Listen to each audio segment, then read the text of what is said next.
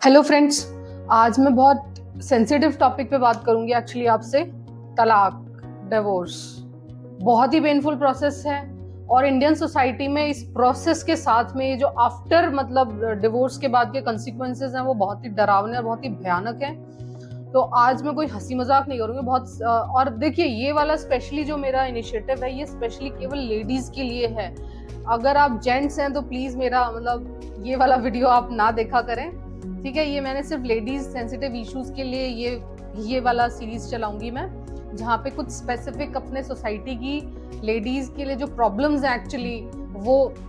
देखिए, वैसे तो शादी दो पर्सन का मिलन है कि वो एक दूसरे के थॉट मतलब उनको एक दूसरे के साथ रहना होता है फॉर अ लाइफ टाइम। मतलब आप अपने मम्मी पापा के पास में ये सेकंड, मम्मी पापा के बाद से ये सेकंड पर्सन होता है जिसका घर होता है, जिसमें आप जाके आप रहना शुरू करते हो। लेकिन किसी किसी लड़की के लिए ये जो आफ्टर मैरिज जो जिंदगी है ना वो इतनी भयानक और डरावनी हो जाती है कि उसके लिए ये शादी कैरी ऑन करने से अच्छा उसे मरने लगना लगता है। तो उस मरने से एक नंबर एक नंबर अच्छा उसे लगता है कि क्यों ना तलाक कर लिया जाए। मतलब मरने से बेहतर एक नंबर अच्छा कि मैं तलाक कर लूंगी। तो उसे ये तीन चीजें लगती है कि जिसके बेसिस पे वो सोचती है कि वो अगर तलाक कर लेगी तो बेहतर होगा, चीजें शायद बेहतर हो जाएंगी। जो अभी प्रेजेंट उसकी लाइफ में क्राइसिस चल रहे हैं, जो प्रेजेंट उसकी लाइफ में रायता फैला हुआ है, उससे शायद कुछ अच्छा हो जाएगा। और उसे ऐसा लगने लगता है। ये तीन चीजें कौन कौन सी हैं? नंबर 1, या तो उसे ऐसे लगने लगता है कि मुझे मेरे हिसाब से और मन से जिंदगी जीने को मिलेगी जो उसको उसके ससुराल में या सो कॉल्ड पति के घर में नहीं मिल रही, तो उसको ऐसे लगने लगता है। नंबर 2, कि शादी के बाद जो 150 झंझट होते हैं ना, 150 रिलेटिव होंगे, 5000 कस्टम्स बने हुए अपने अपने सोसाइटी में शादी के बाद, 121 व्रत बने हुए हैं। मतलब इतनी बकवास अपनी सोसाइटी में शादी के बाद बनी हुई है जो एक लड़की को, एक शादीशुदा लड़की को, चाहे उसका मन हो या ना हो, उसको फॉलो करनी ही होती हैं। और उसको ना मतलब 5-6 बच्चे भी पैदा करने जरूरी होते हैं। 4-5 उसके लड़के होने चाहिए और 6-7 उसकी लड़कियां होनी चाहिए। इतनी बकवास इस सोसाइटी में फैली हुई है। आफ्टर मैरिज आपको इतने नंबर ऑफ किड्स होने चाहिए, इतने नंबर ऑफ लड़के होने चाहिए, इतना ये होना चाहिए, इतनी ड्रेसेस आपके पास होनी चाहिए, इतना गहना आपके पास होना चाहिए। इतना सारा बकवास इस सोसाइटी में है आफ्टर मैरिज कि उसको झेलते झेलते वो लड़की, चाहे उसका मन हो या ना हो, उसको वो फॉलो करते जाना होता है। और वो करते करते करते करते उस लड़की की मेंटल, फिजिकल, इमोशनल किस तरह की बर्बादी होती है वो किसी को पता नहीं चल पाता। ठीक है, मेरे कांटेक्ट में आज अगर मैं बात करूं, मेरे कांटेक्ट में 10 में से 8 लड़कियां कभी ना कभी मेंटल, जो कहते हैं ना कि डिप्रेशन की गोलियां खा चुकी हैं, उस डिप्रेशन वाले स्टेट से या तो गुजर रही हैं या वो गुजर चुकी हैं। इसलिए मुझे लग रहा है कि मुझे लेडीज के इन सेंसिटिव टॉपिक्स पे बात करनी चाहिए, क्योंकि मैं अपने आसपास की लड़कियों को इस तरह से सफर करते हुए देखती हूँ। तो मुझे लगता है कि मेरे पास कुछ अच्छे आइडियाज हैं, वो किस तरह से इस तरह की सिचुएशंस को बेटर मैनेज कर सकती हैं। तो वो जस्ट मैं इस इनिशिएटिव हूँ, ठीक है। तो लड़कियों को लगता है कि वो मतलब अगर तलाक कर लेंगी तो उनकी लाइफ में अभी ये जो रायता फैला हुआ है शादी के नाम का, ये सारा सिमट जाएगा और उनकी लाइफ एकदम हैप्पी और स्मूथ हो जाएगी। तो मैं ऐसी लड़कियों को ये बता दूं कि जो जिंदगी अभी आपकी इस वक्त शादी के टाइम है, उससे कुछ 19-20 ही फर्क पड़ने वाला है सोसाइटी मतलब आफ्टर तलाक आपकी लाइफ में। क्योंकि बता देती हूँ आपको तलाक के बाद आपकी लाइफ कैसी होने वाली है, ठीक है। नंबर 1, अभी जो आपका समाज है ना, जो आपके आसपास के लोग हैं, रिलेटिव खास करके, मतलब समाज जब भी मैं बोलती हूँ ना तो उसका मतलब होता है आपके नियर रिलेटिव, आपके अपने मम्मी पापा, आपके अपने भाई भाभी, आपके अपने जितने भी नियरेस्ट कजिन्स हैं, उनके फैमिली मेंबर्स, ये हैं आपकी सोसाइटी, ठीक है। तो वो जो आपकी सोसाइटी है वो खुद ही आपको जीने नहीं देगी। आपको कोई पड़ोसी आपका आके कुछ नहीं कहेगा, कोई पर्सन को, मुंबई में बैठा कोई पर्सन कुछ नहीं बोलेगा कि तू ऐसी है, तेरा मतलब लड़कियों का कैरेक्टर असैसिनेट करना शुरू कर देते हैं लोग। जो भी मैंने देखा है कि किसी को पता चलता है कि इस लड़की का डिवोर्स हो चुका है, तो सबसे पहले जो उंगली उठाई जाती है वो उसके तलाक पे की जरूर, तो वो उसके कैरेक्टर पे कि जरूर इसी लड़की में कोई कुछ कमी होगी, तभी ये अपने ससुराल में एडजस्ट नहीं कर पाई और इसके ससुराल वालों ने इसे पसंद नहीं किया। तो हकीकत ये है अपनी सोसाइटी की। कि अपनी सोसाइटी एक तरफ से आप पे उंगली उठाना शुरू कर देगी। पूरी लाइफ टाइम आप सफर करोगे, चाहे आप 60 साल के भी हो जाओगे ना। मैंने एक 60 साल की अगर तलाकशुदा लेडी से भी मिली हूँ तो उसको भी सोसाइटी से सेम इश्यूज रहते हैं कि वही उसके कैरेक्टर पे उंगली उठाना, वही उसके अपने चरित्र पे और अपने सारी चीजों पे, अपने बिहेवियर पे कि इसको मेंटल परेशानी है, इसका किसी से बनती नहीं है, मतलब नोबडी इंटरेस्टेड कि उस सामने वाली पार्टी जो उसके ससुराल वाले हैं उनका बिहेवियर उस लड़की के लिए कैसा था। Nobody want to talk about that. उनको लगता है कि बस जो सारी कमी है ना, जिसकी वजह ये तलाक बना है, वो सारी कमी इस लड़की में है। अच्छा, नेक्स्ट बात कर लेती हूँ कि जैसे ही आप डिवोर्स करते हो ना, आपको एक सेकंड बिग क्राइसिस आने वाला होता है कि फाइनेंशियल लायबिलिटी। जो अभी तक आपको फाइनेंशियली, मतलब आप पे ना बाय लक कह लूं या बाय डिफॉल्ट कह लूं, इस वक्त अपने करंट जो सोसाइटी है उसमें एक फाइनेंशियल लायबिलिटी जो है ना, वो एक लड़के की है, वो उस घर की है जो आपको शादी करके लेके जाता है। ठीक है, तो आप पे किसी तरह का ऐसे आप कमाती हैं या नहीं कमाती हैं वो अच्छी बात है, ठीक है, लेकिन आप पे लायबिलिटी आप ही को कमाना है। जैसे कि एक 30 साल के लड़के पे लायबिलिटी है कि वो जॉब करे और पैसा कमाए, वैसे एक लड़की पे इस वक्त अपनी सोसाइटी में लायबिलिटी नहीं है। तो जैसे ही आप तलाक करेंगी तो आप ये देख लें कि आप पे एक फाइनेंशियल लायबिलिटी आ जाने वाली है। और अगर आप पढ़ी लिखी नहीं है, अगर आप पांचवी और आठवीं पास है, तो आपको तो एक्सट्रीम प्रॉब्लम्स आने वाली हैं, क्योंकि आपकी फाइनेंशियल वैल्यू कुछ नहीं है। आप कहीं भी काम मांगने जाओगे, आपको एकदम 4th क्लास का काम मिलेगा, आपको एकदम लेबर क्लास का काम मिलेगा।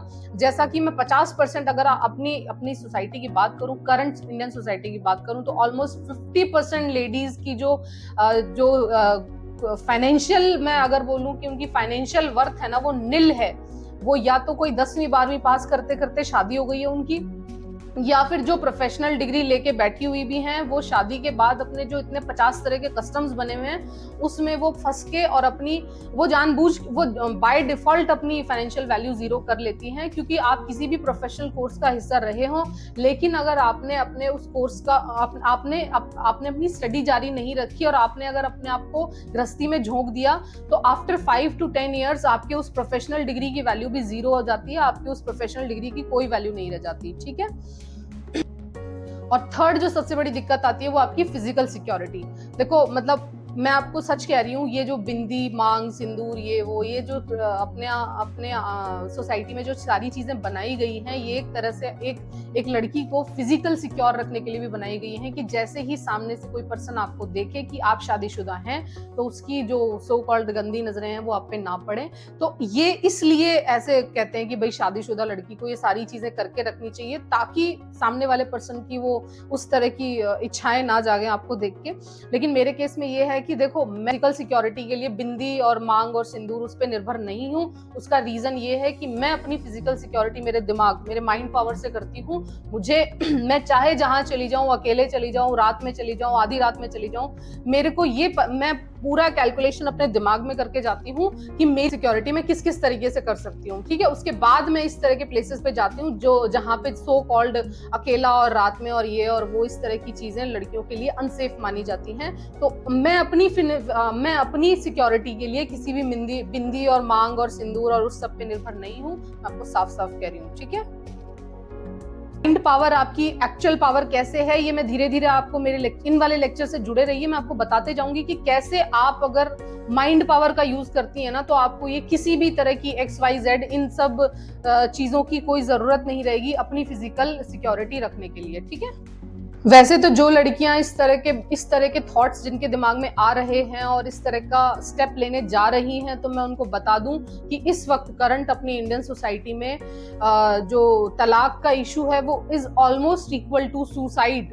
आत्महत्या के बराबर है। अगर आप तलाक लेने जा रही हैं, आपको ऐसा लगता है, कुछ सपने हो सकते हैं आपके कि यार मतलब शायद तलाक लेके जिंदगी कुछ बेहतर हो जाने वाली है, लेकिन मैं आपको बता दूं, जितनी बदतर आपकी अगर अभी अपनी शादीशुदा जिंदगी चल रही है, उससे कुछ 19-20 का फर्क पड़ा तो पड़ा, नहीं तो वो भी नहीं पड़ेगा। इनफैक्ट मैंने तो लोगों की लाइफ और ज्यादा बदतर होते हुए देखी है आफ्टर डिवोर्स। ठीक है, तो मैं अपनी इसी सीरीज में आपको ये बताऊंगी, अगर आप अपनी शादीशुदा जिंदगी में किसी भी तरह की प्रॉब्लम से सफर कर रही हैं, तो उनका तलाक से बेहतर और क्या उपाय हो सकता है, मतलब किस तरह से आप अपनी शादीशुदा जिंदगी को खुशहाल बना सकते हो, मैं अपनी इस वाली सीरीज में आपको यही बताते जाऊंगी। ताकि किसी भी लड़की की मतलब किसी भी लड़की को उस इतना एक्सट्रीम स्टेप तक जाने की जरूरत ना पड़े। वो उन छोटे छोटे मतलब ट्रिक्स एंड टिप्स से अपनी शादीशुदा जिंदगी को थोड़ा बेहतर बना सकती है, ठीक है। और इस पूरे प्रोसेस में लास्ट में बस जाते जाते मैं ये बताना चाहूंगी कि देखो, सबसे पहले तो समझो कि शादी होती क्या है, शादी का मतलब क्या है।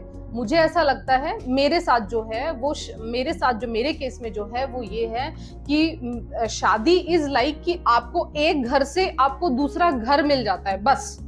लेकिन अगर आप कुछ गलत प्रोसेस से गुजर के शादी करती हैं, जो अपनी सोसाइटी में 90% लड़कियां आजकल कर रही हैं, 90% जो अपने कस्टम्स बने हुए हैं, उनके बाद जो उनकी शादियां हो रही हैं, वो कस्टम्स में आपको एक एक मतलब सेपरेट टॉपिक चाहिए उनको समझाने के लिए, एक एक सेपरेट लेक्चर चाहिए उनको समझाने के लिए कि कैसे लेडीज ना मतलब गलत तरीके से शादी करती हैं और उसके बाद वो उस शादी के वो कहते हैं ना दलदल में फंसती हैं और बाद में दुखी होती रहती हैं।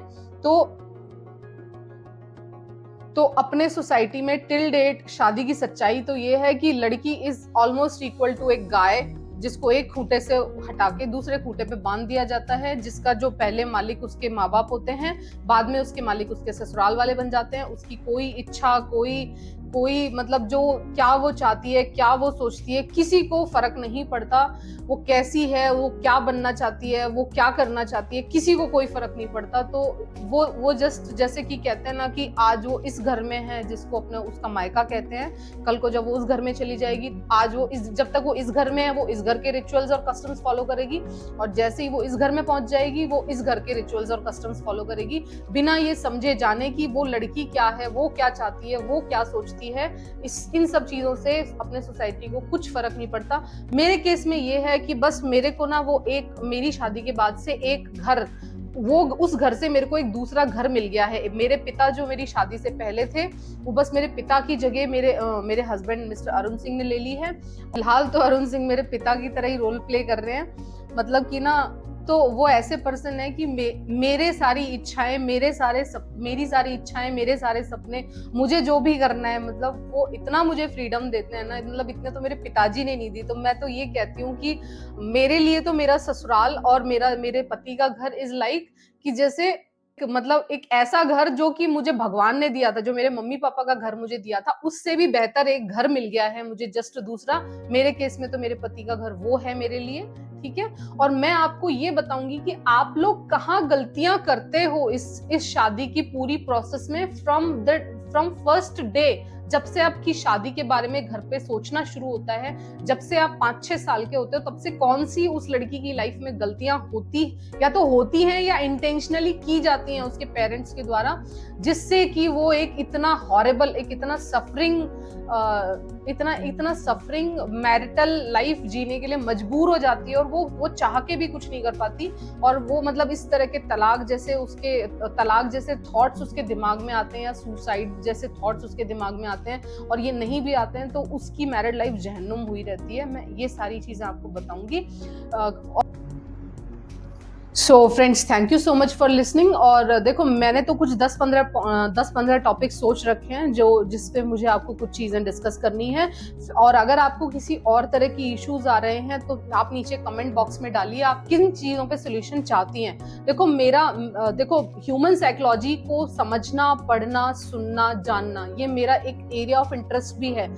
मेरा जब भी फ्री टाइम होता है तो मैं ह्यूमन साइकोलॉजी स्टडी करती हूँ, ठीक है। और उसी स्टडी की बदौलत मैं मेरा अपना जो मेरा घरेलू और वैवाहिक जीवन है उसको मैंने फैंटास्टिक और फर्स्ट क्लास बना रखा है, और हम लोग का इतना बढ़िया सब चीजें चलती हैं, ठीक है। तो बस उन्हीं अपने पर्सनल एक्सपीरियंस और जो मैंने बुक्स में पढ़ा है, साइकोलॉजी की बुक्स है मेरे पास, जो मैंने उनमें पढ़ा है, और जो मेरे साइकोलॉजी के डॉक्टर हैं, मैं उनसे भी कुछ चीजें डिस्कस करती रहती हूँ। तो मुझे वो वाले जो सोल्यूशन मिलते हैं, बुक्स में जो ज्ञान मिलता है, और जो मेरे अपने पर्सनल एक्सपीरियंस है, इन तीनों को क्लब करके मैं आपको आपकी उन प्रॉब्लम्स का सोल्यूशन देते रहूंगी। आपको किसी भी तरह की कोई भी मेंटल इशू है या फिर इस तरह का कोई भी मैरिटल इशू है, आप प्लीज़ मेरे कमेंट बॉक्स में डालिए। मैं आपको मैं बताना चाहती हूँ कुछ चीज़ें मेरे को, मतलब मैं कुछ चीज़ों की आपको क्लैरिटी देना चाहती हूँ कि शादी के दौरान आप कहाँ गलतियाँ कर रहे हैं जिसकी वजह से आपको डिवोर्स तक का सोचना पड़ रहा है। ठीक है, so thank you so much for listening. Have a good day, good night, bye bye, take care, Tata.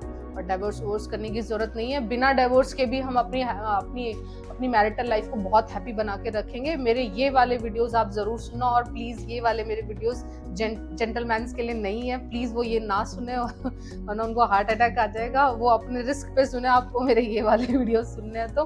ठीक है, so thank you so much for listening, tata, bye bye.